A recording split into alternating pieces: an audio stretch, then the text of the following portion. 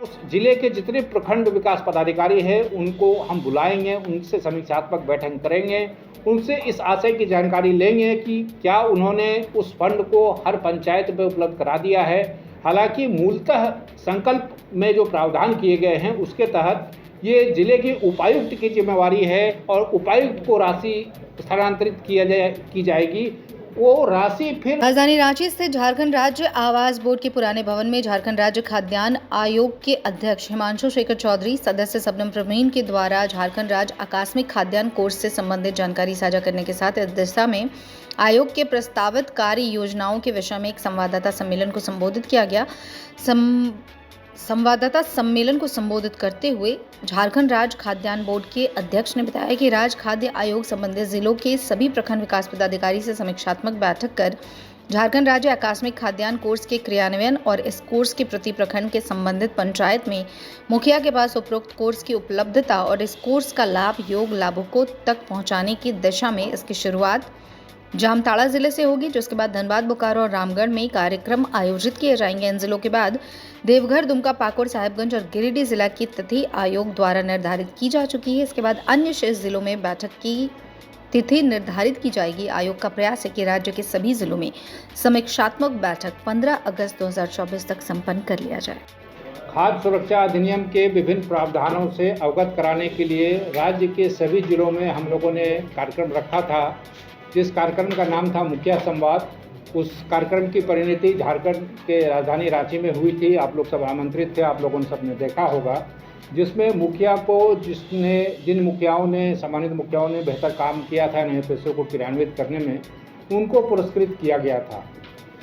उसी कड़ी को आगे बढ़ाते हुए, चूँकि राज्य खाद्य आयोग की जिम्मेवारी सिर्फ ये नहीं है देखना कि सबको खाद्यान्न मिल रहा है या नहीं मिल रहा है, आयोग की जिम्मेवारी ये भी है कि खाद्य सुरक्षा अधिनियम के जितने भी प्रावधान हैं उन प्रावधानों का अनुपालन अक्षरशः हो रहा हो और उस एक्ट को लागू करने की दिशा में राज्य सरकार के जितने संकल्प हैं, राज्य सरकार के जितने प्रावधान हैं, वो भी अक्षरशः लागू हो रहे हों, उसकी जानकारी सब तक हो, ये सुनिश्चित करना भी खाद्य आयोग का काम है। और आयोग के अध्यक्ष होने के नाते ये मेरी जिम्मेवारी है कि उन सब के प्रति हम भी सजग रहें और सचेत रहें।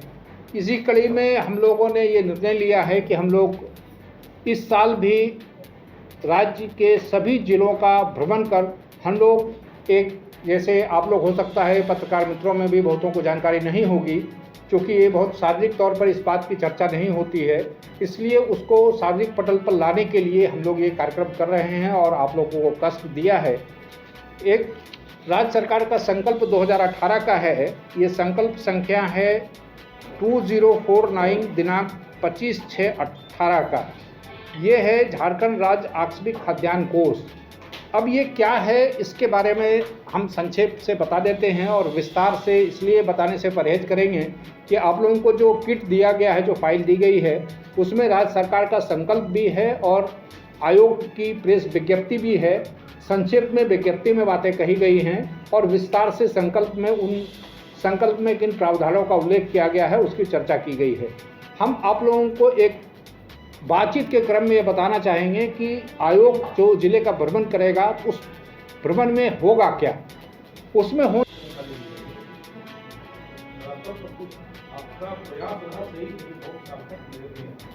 ये देखिए, कोई भी चीज़ें रातों रात नहीं सुधर सकती हैं। मैं बार बार कहता हूँ, मैंने पिछले अभियान के तहत भी कहा था कि जब तक लोग नहीं जानेंगे, और जैसा आपने कहा, अगर इसी को, चूँकि मैं गिलास में आधा खाली नहीं देखता हूँ, आधा भरा हुआ देखता हूँ, मैं इस रूप में भी ले सकता हूँ कि हो सकता है कि आयोग के प्रयासों के कारण ही लोग अब सड़कों पर उतरने लग गए, लोगों में जागरूकता आई है, वो अपने अधिकारों के लिए लड़ना।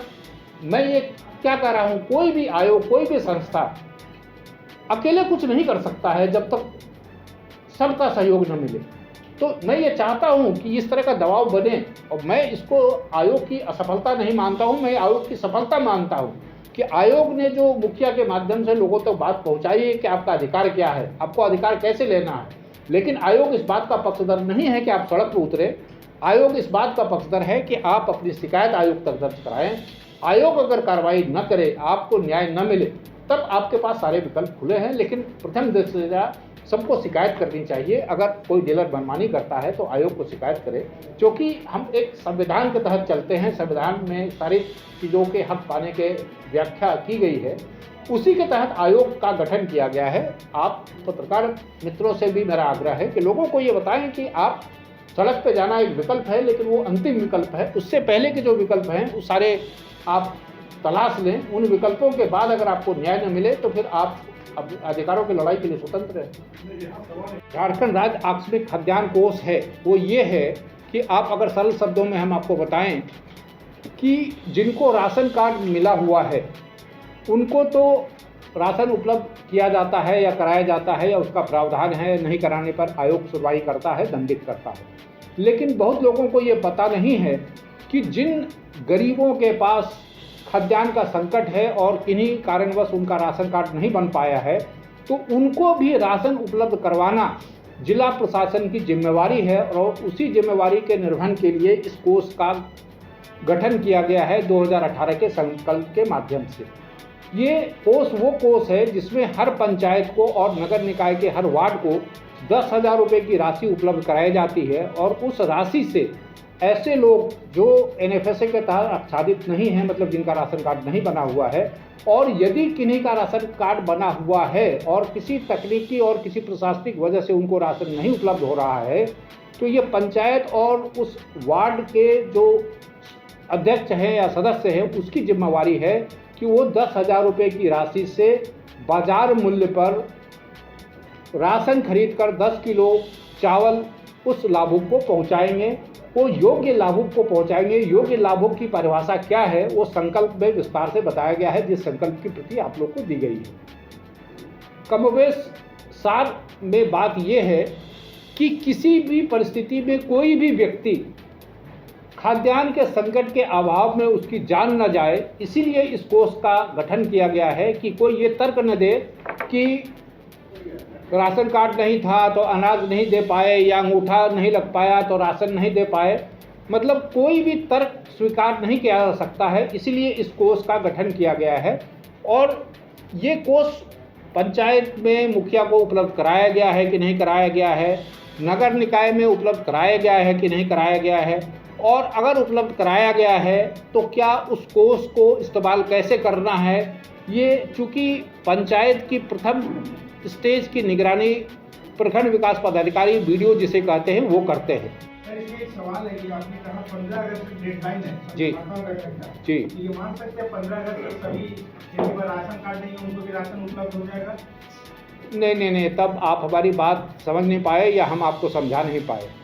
राशन उपलब्ध कराना जिम्मेवारी नहीं है, जिम्मेवारी ये है इस एक्ट के आलोक में जो संकल्प बनाया गया है वो संकल्प ये है कि किसी की भूख से मौत ना हो पाए।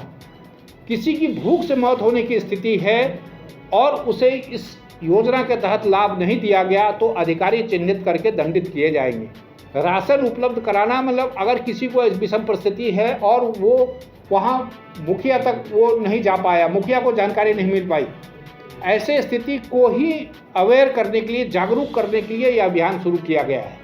बहुतों को ये पता नहीं है। और उसमें एक महत्वपूर्ण बात जो मैं नहीं बता पाया, जो अधिकारियों को भी, कई अधिकारियों को भी इस आशय की जानकारी नहीं है कि इस संकल्प में ही इस बात का उल्लेख किया गया है कि अगर राज्य आकस्मिक खाद्यान्न कोष के तहत किसी को मदद की जाती है तो वो पंचायत और संबंधित निकाय की जिम्मेवारी है कि वो जिला प्रशासन को इस आशय की जानकारी दे कि अमुक आदमी को इस फंड के तहत खाद्यान्न उपलब्ध कराया गया है। फिर वो जिले की जिम्मेवारी होती है कि उस व्यक्ति का राशन कार्ड प्राथमिकता के आधार पर बनाया जाए। तो ये सारी योजनाएं हैं और प्रावधान हैं। इन योजनाओं और प्रावधान को जन जन तक पहुंचाने के अभियान के तहत ही हम ये कार्यक्रम कर रहे हैं। उस जिले के जितने प्रखंड विकास पदाधिकारी हैं उनको हम बुलाएंगे, उनसे समीक्षात्मक बैठक करेंगे, उनसे इस आशय की जानकारी लेंगे कि क्या उन्होंने उस फंड को हर पंचायत में उपलब्ध करा दिया है। हालांकि मूलतः संकल्प में जो प्रावधान किए गए हैं उसके तहत ये जिले के उपायुक्त की जिम्मेवारी है और उपायुक्त को राशि स्थानांतरित की जाएगी। वो राशि फिर प्रखंड में पहुँचे, ये उपायुक्त की जिम्मेवारी है।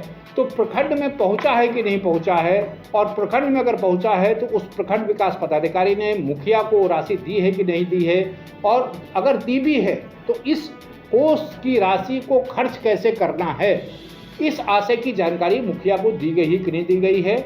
और इस भ्रमण कार्यक्रम की शुरुआत जामताड़ा जिले से, और इसमें एक पिछले कार्यक्रम और इस कार्यक्रम में अंतर आयोग ने ये किया है कि चूंकि आयोग के पास सदस्य की संख्या कुल सृजित पद है 5, लेकिन आज के तारीख में हमारे पास सिर्फ एक सदस्य हैं, शबनम परवीन जी।